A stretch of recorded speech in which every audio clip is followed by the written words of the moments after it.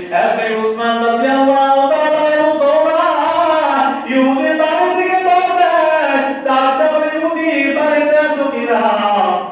ইহুদি সাথে সাথে জবাব দেয় হ্যাঁ আমি বাড়িতে আছি। এত বিশাল অধিপতি উসমান আমি ইহুদির বাড়িতে কি করে? আপনি উসমান ডাকতে ইহুদি ওই যে আব্দুল্লাহ আনসারী বাড়ির মধ্যে তুমি ইহুদির দুইটা খেজুর গাছ আছে তুমি আমার কাছে বিক্রি করে দাও।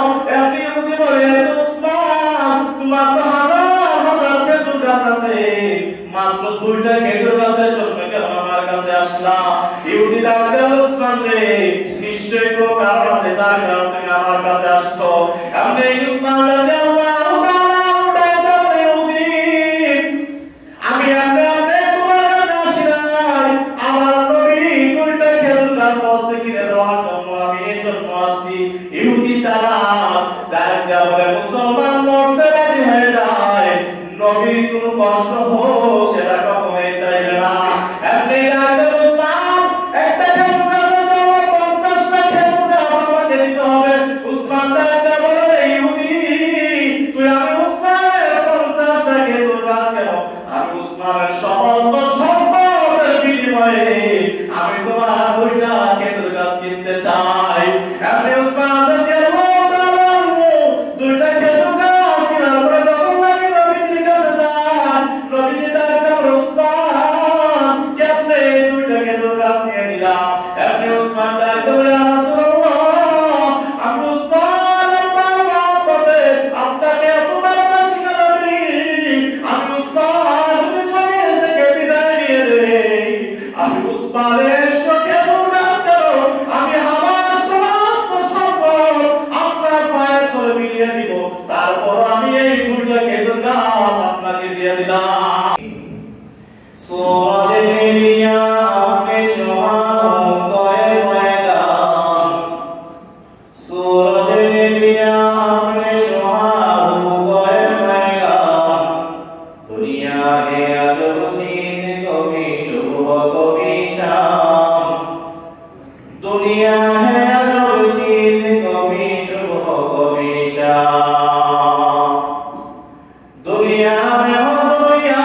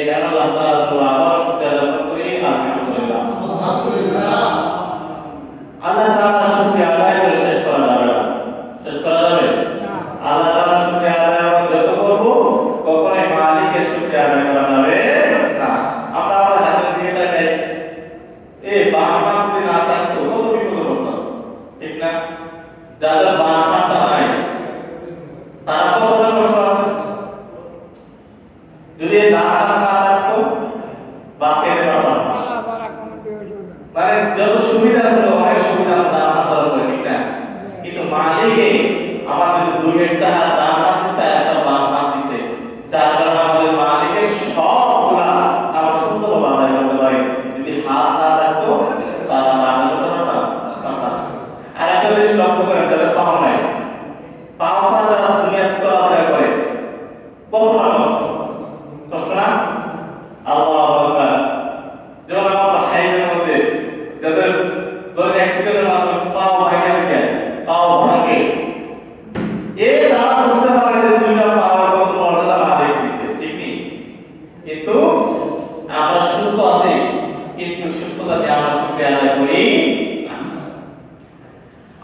সাল্লাল্লাহু আলাইহি ওয়াসাল্লাম বলেন বান্দা তুমি সবকিছু অবস্থা মালিকের শুকরিয়া আদায় করো। এখন তুমি আমি যদি মালিকের শুকরিয়া আদায় না করি না মা দুনিয়া থেকে বিদায় হবে, শুকরিয়া আদায় না করার কারণে আল্লাহ তাআলা যে আমাদেরকে জান্নাত দিবে, বলেন তো জান্নাত দিবে? দিবে না। আপনি একটা জিনিস লক্ষ্য করেন, কুকুর আপনি হাতি খাওয়া কি খাওয়া হাতি সামান্য বা এই সামান্য বা হাতি খাওয়ার পরে এই কুকুরটা মালিকের কত আনন্দ থাকে, কুকুরটা কতটা মালিকের আনন্দ থাকে, কতটা মালিকের গুরুত্ব দেয়। কিন্তু যে মালিক আমাদেরকে হাত দিলেন, পা দিলেন, বাঁচার জন্য অক্সিজেন দিলেন, খাওয়ার জন্য ভাত দিলেন, মাছ দিলেন, বিভিন্ন সবজি দিলেন, মাংস দিলেন, বিভিন্ন রকমের পশু পাখির সবজি হারাম করে রাখলেন, পশু পাখির মাংস হারাম করে রাখলেন, এই মালিকের শুকরিয়া আদায় করতে হবে। আল্লাহ রাব্বুল আলামিন আমাদেরকে শুকরিয়া আদায় করার জন্য নামাজটা আমাদের ফরজ করেছে। কি ফরজ করেছে? নামাজ। কয়েকটা নামাজ ফরজ করেছে আল্লাহ রাব্বুল আলামিন আমাদেরকে। 5 ওয়াক্ত নামাজ আমাদের উপর ফরজ করেছে। আল্লাহ নবী সাল্লাল্লাহু আলাইহি ওয়াসাল্লাম আল্লাহ তাআলা আমাদেরকে 50টা ওয়াক্ত নামাজ ফরজ করে দিল, কিন্তু নবী মুসা আলাইহিস সালামের মাধ্যমে আমি নবীর উপর আল্লাহর কাছে গেলাম, আল্লাহ তাআলা আমাকে মহব্বতের কমাইতে 5 ওয়াক্ত নামাজ দান করলেন, বলেন যাও এই 5 ওয়াক্ত নামাজ তোমার উম্মতের উপর ফরজ করে দিলাম। তবে হে নবী আপনার উম্মতকে আপনি সুসংবাদ জানালেন, যে সমস্ত উম্মতরা এই 5 ওয়াক্ত নামাজ আদায় করে আল্লাহ রাব্বুল আলামিন তাকে 50 ওয়াক্ত নামাজ সওয়াব দেন। সুবহানাল্লাহ। এটা হচ্ছে মালিকের নিয়ামত। ওই নিয়ামতের মধ্যে আল্লাহ তাআলা আল্লাহু মা ইয়াহসাবু মিন আবদি ওয়া কিয়ামাতিস সালাহ, কিয়ামতের দিন মুগলানের সব নামাজ হিসাব দিবে। আল্লাহ তাআলা যখন প্রতি তার বান্দাদের নামাজের হিসাব দিবে, হিসাব হওয়ার পর যদি দেখে নামাজের হিসাব ঠিক আছে, আরেকটা জিনিস আপনাদের লক্ষ্য করে মনোযোগ সহকারে শোনেন, বেশি বেশি নফল নামাজ আদায় করতে হবে। কি নামাজ? নফল নামাজ। ওই আসল মজার যখন থেকে রব্বুল আলামিন বিচারের আকর্ষণ করবে, বিচার করার পর দেখবেন আপনার ফজরের নামাজ নাই। কি নামাজ নাই? ফজরের নামাজ নাই, এশা অনেক নামাজ নাই, আসরের অনেক নামাজ নাই। আল্লাহ তাআলা বলেন আমার বান্দাকে জমিনে পাঠাইলাম কিন্তু বড় নামাজ আদায় করলো না। আচ্ছা দেখো তো নফল নামাজ পড়ছে কিনা, কি নামাজ পড়ছে কিনা, নফল নামাজ পড়লো কিনা। যখন দেখবেন তার কি নামাজ আছে, নফল নামাজ আছে, আল্লাহ তাআলা বলেন নফল নামাজকে ফরজের সাথে তুলনা দিয়ে জান্নাতে দেওয়া হবে। সুবহানাল্লাহ। এই জন্য শুধু ফরজ নামাজ পড়লে হবে না, আমাদেরকে এক্সট্রা কিছু নফল নামাজও পড়তে হবে। বুঝতে পারছেন? হাদিস শরীফে রাসূলুল্লাহ সাল্লাল্লাহু আলাইহি ওয়াসাল্লাম বলেন বাইনাল রাজুলি ওয়া বাইনাশ শিরক আও কুফরি তারকুস সালাহ, মুমিন এবং মানুষের মধ্যে পার্থক্য হলো কি জানেন? মানুষ এবং শিরকের মধ্যে পার্থক্য হলো নামাজ। কি হলো নামাজ? মানুষ এবং শিরক এবং কুফরের মধ্যে পার্থক্য হলো কি? নামাজ। যে নামাজ নেই সে কুফরের সাথে সম্পর্ক থাকে, আর যার নামাজ থাকে তার মহব্বত থাকে কার সাথে? আল্লাহর সাথে। কার সাথে থাকে বলেন? আল্লাহর সাথে। এখন আমরা যদি নামাজটা ছেড়ে দেই তাহলে আমরা আস্তে আস্তে কি হয়ে যাবো? আমাদের সম্পর্ক হবে শিরকের সাথে। আমরা কি করবো না করবো নিজে বুঝতে পারবো না। আল্লাহ তাআলা বলেন যে ব্যক্তি নামাজ আদায় করে, নামাজ আদায় করার কারণে আল্লাহ তাআলা তাকে সমস্ত গুনাহ থেকে হেফাজত করে। কি করি? এখন আপনারা অনেকে বলবেন নামাজ আদায় করে কিন্তু গুনাহ থেকে কি করি না, বাঁচতে পারি না। আছে না? এটা সবার প্রশ্ন। হুজুর নামাজ তো করেনি কিন্তু গুনাহ থেকে তো বাঁচতে পারে না। আচ্ছা নামাজ পড়লে 5 ওয়াক্ত নামাজ পড়তে সর্বমোট 1.5 ঘন্টা সময় লাগে। কত ঘন্টা লাগে? এমনই বলেন নাকি? আপনি বলেন 1.5 ঘন্টা সময় ধরে নামাজ পড়তে যাবেন, গুনাহ করবে কি? 1.5 ঘন্টা সময় নামাজ পড়তে গুনাহ করবে? গুনাহ করা যাবে না। গুনাহ তো ঠিকই বলছে যে নামাজ কি থেকে হেফাজত করে? গুনাহ থেকে হেফাজত করে। তবে হ্যাঁ তুমি যদি নিজের কলমটাকে নামাজের দিকে লাগাও, কি দিকে লাগাও? নামাজের দিকে লাগাইতে থাকো, আস্তে আস্তে 1.5 ঘন্টা থেকে 2 ঘন্টা, 2 ঘন্টা থেকে 3 ঘন্টা, আস্তে আস্তে সময় 24টা ঘন্টা আল্লাহ তোমাকে হেফাজত করে দিবে। সুবহানাল্লাহ। এই জন্য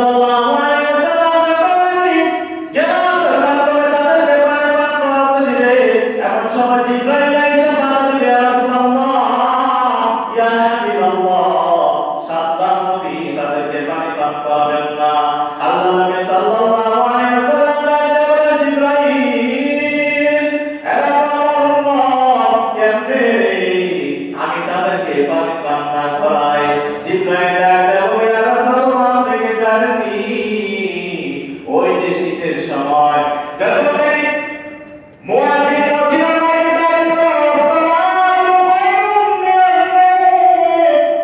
ঘুম থেকে নামাজ পড়ো যখন মুয়াজ্জিন দাঁড়ায় আপনার উম্মত তখন কম্বল মুড়ি দিয়া দেন মুড়ি দিয়া আরামে ঘুমায় ইয়া রাসূলুল্লাহ আপনি কি জানেননি ওই উম্মতগুলা কি করছে দুনিয়া থাকার অবস্থা সুন্নত ধরে রাখে নাই ইয়া রাসূলুল্লাহ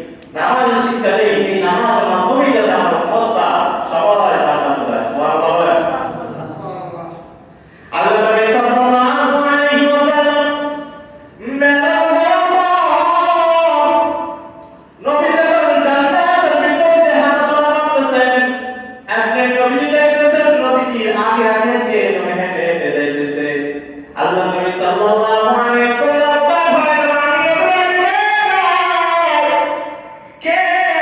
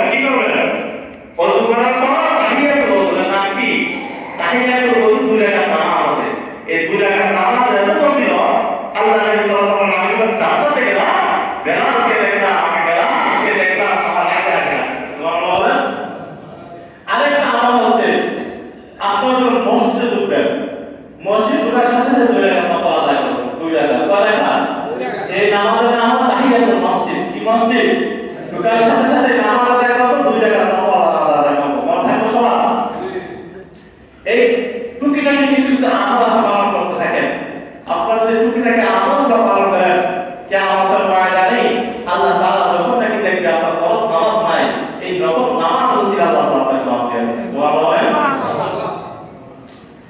এই নামাজের অনেক ফজিলত অনেক রূপ আছে কিন্তু নামাজ আমরা পরিণাম যে আমরা বুঝি না আল্লাহ নবী সাহাবী আব্দুল্লাহ রাদিয়াল্লাহু তাআলা আব্দুল্লাহ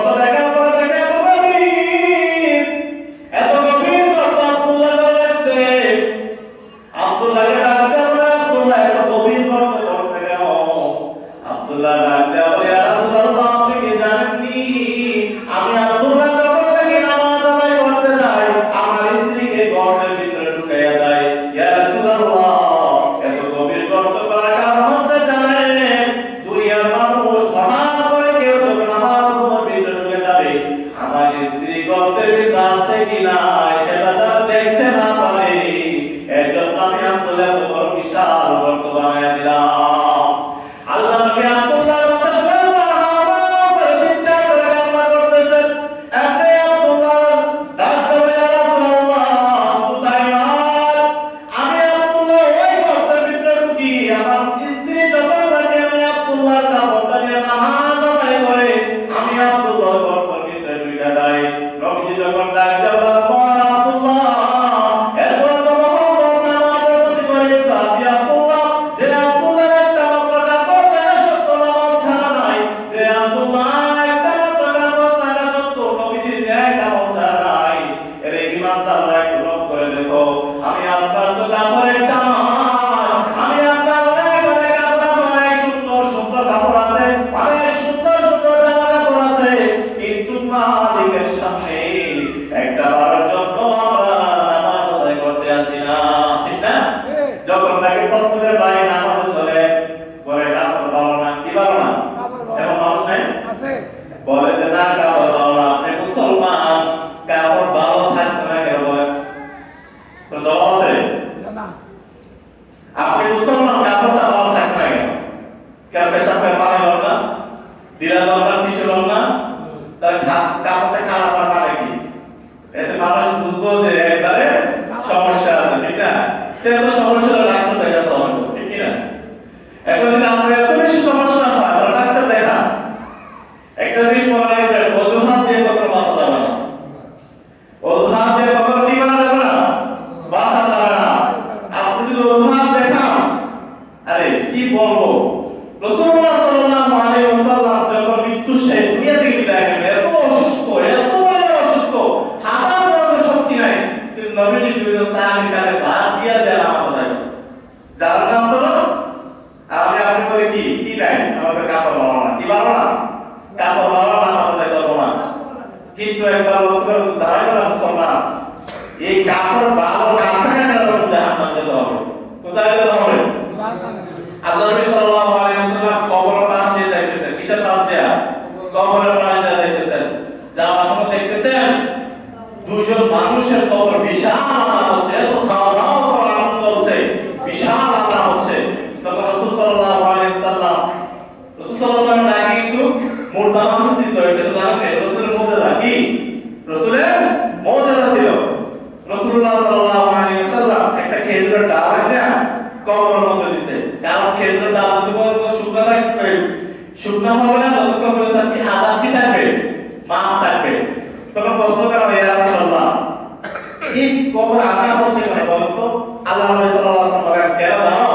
তারা দুনিয়ার সব ভালো কাজ করছে, পাঁচ ওয়াক্ত নামাজ আদায় করছে, মা বাবার সাথে ভালো ব্যবহার করছে, পাড়া প্রতিবেশীর সাথে ভালো ব্যবহার করছে, মুরব্বিদেরকে সালাম দিচ্ছে, মুরব্বিদেরকে সম্মান করছে, সব কিছু করছে, কিন্তু একটা জিনিস করে নাই। ইয়া রাসূলুল্লাহ কি বলবেন, এত আমল করলো তারপর জাহান্নামী, আমলটা কি কি এমন আমল যে আমল না করার কারণে সে জাহান্নামী হয়ে গেল? আল্লাহ নবী সাল্লাল্লাহু আলাইহি ওয়াসাল্লাম বলেন সব কিছু করছে কিন্তু পেশাব করার পর কি নাই, পানি নাই, পেশাব করার পর যে মারটা হইবে এর নাম আলাদা করে না হবে বলি তাহলে বুঝতে হবে পেশাব আলাদা, পেশাব করার পর সে যদি পানি না দেয় এক মাসে কোরআন শরীফ পড়লো, নামাজ আদায় করলো, তার নামাজ হলো কে নামাজ না করে না পাক, সে নামাজ সে কি না পাক, কে পেশাব করার পর যে একটা কোরআন শরীফ পড়ে না, এই দুই একটা তাদের শরীরের নাম দেওয়ার জন্য নবী বলেন দিলাওয়া সুন্নাত, দিলাওয়া কি সুন্নাত। যদি এখন দিলাওয়া ব্যাপারটা উঠে টিস্যু আছে, টিস্যু না কি সুন্নাত, টিস্যু না কি সুন্নাত, বুঝতে হবে।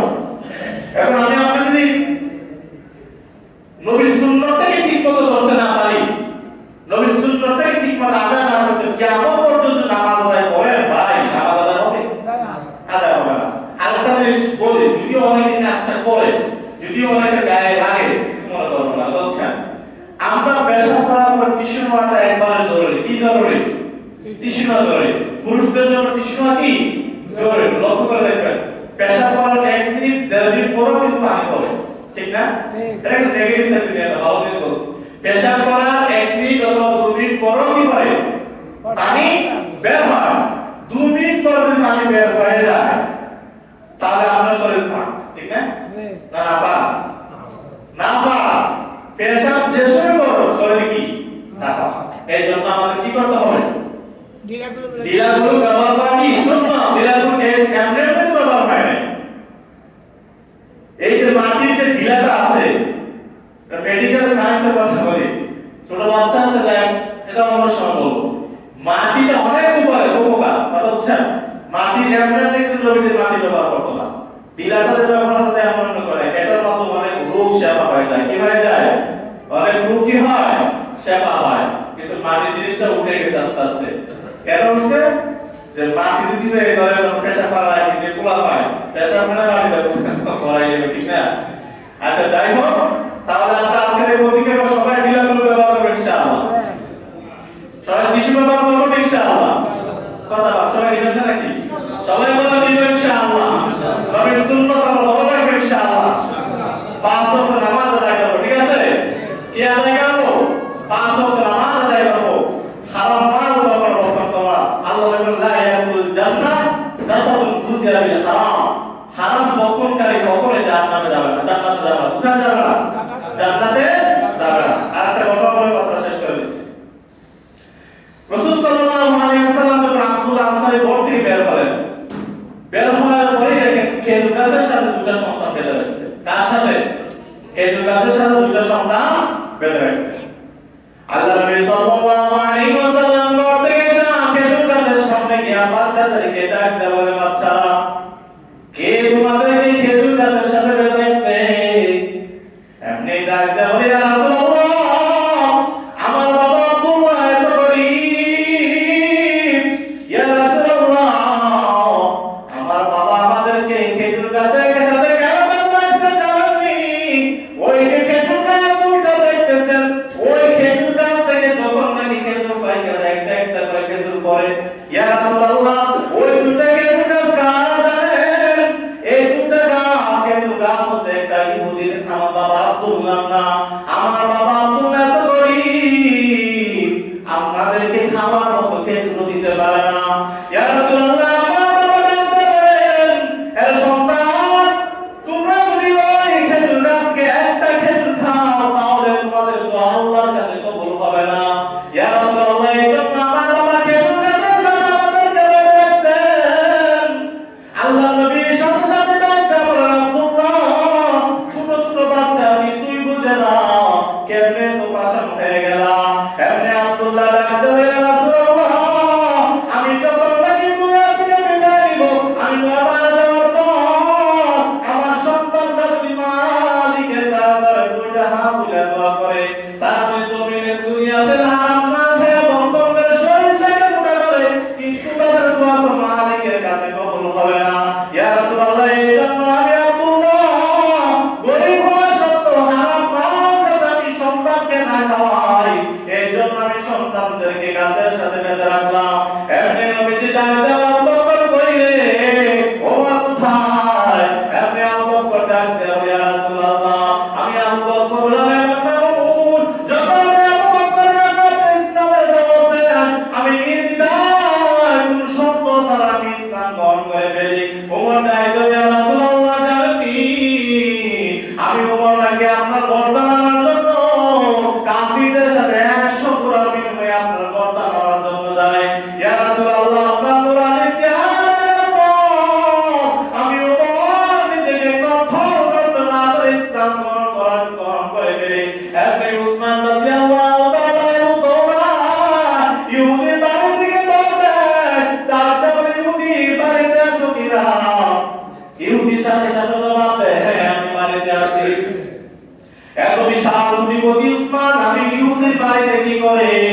এমনি উসমান ডাক দেয় ইহুদি ওই যে আব্দুল্লাহ আনসারী বাড়ির মধ্যে তুমি ইহুদির দুইটা খেজুর গাছ আছে তুমি আমার কাছে বিক্রি করে দাও এমনি ইহুদি বলে উসমান তোমার তো হাজার হাজার খেজুর গাছ আছে মাত্র দুইটা খেজুর গাছের জন্য কেন আমার কাছে আসলা ইহুদি ডাক দেয় উসমান রে নিশ্চয়ই কোনো কারণ আছে যার কারণে তুমি আমার কাছে আসছো এমনি উসমান রাদিয়াল্লাহু তাআলা ডাক দেয় ইহুদি আমি আপনাকে তোমার কাছে আসি নাই আমার নবী দুইটা খেজুর গাছ বলছে কিনে দেওয়ার জন্য আমি এই জন্য আসছি ইহুদি চালাক দেওয়া বলে মুসলমান মরতে রাজি হয়ে যায়, নবীর কোনো কষ্ট হোক সেটা কখনোই চাইবে না। এমনি রাতে উসমান একটা খেজুর গাছের জন্য 50টা খেজুর গাছ আমাকে দিতে হবে। উসমান ডাকতে বলে, ইহুদি তুই আমি উসমানের 50টা খেজুর গাছ কেন? আমি উসমানের সমস্ত সম্পদের বিনিময়ে আমি তোমার 2টা খেজুর গাছ কিনতে চাই। এমনি উসমান রাদিয়াল্লাহু তাআলা 2টা খেজুর গাছ কেনার পরে যখন নাকি নবীজির কাছে যায়, নবীজি ডাকতে বলে, উসমান কেমনে 2টা খেজুর গাছ নিয়ে নিলাম? এমনি উসমান ডাকতে বলে, ইয়া রাসূলুল্লাহ আমি উসমান আপনার মহব্বতে আপনাকে এত ভালোবাসি নবী, আমি উসমান যদি জমিন থেকে বিদায় নিয়ে দেই, আমি উসমানের খেজুর গাছ কেন আমি আমার সমস্ত সম্পদ আপনার পায়ের তলে বিলিয়ে দিব, তারপর আমি এই 2টা খেজুর গাছ আপনাকে দিয়ে দিলাম। এই হলো নবীজির প্রতি মহব্বত। কার প্রতি মহব্বত? নবীজির প্রতি মহব্বত। এখন আপনারা বলেন, নবীজির প্রতি মহব্বত রাগ করে নামাজ পড়তে হবে কিনা? সবাই 5 ওয়াক্ত নামাজ আদায় করব ইনশাআল্লাহ। সবাই পড়বে, সবাই পড়বে ইনশাআল্লাহ। ইনশাআল্লাহ। আল্লাহ তাআলা আমাদের 5 ওয়াক্ত নামাজ পড়ার তৌফিক দান করেন। সবাই আমিন। আর বলে সবাই আমিন। আমিন। এমন একটা সবার মুখে কি তাকাইছে, অনেকে আমি কথা অনেক বলেনি। সবাই একসাথে বলুন আমিন। আমিন। বাবার সাথে বাবা করবেন তো? জি ইনশাআল্লাহ। কে কে করবেন?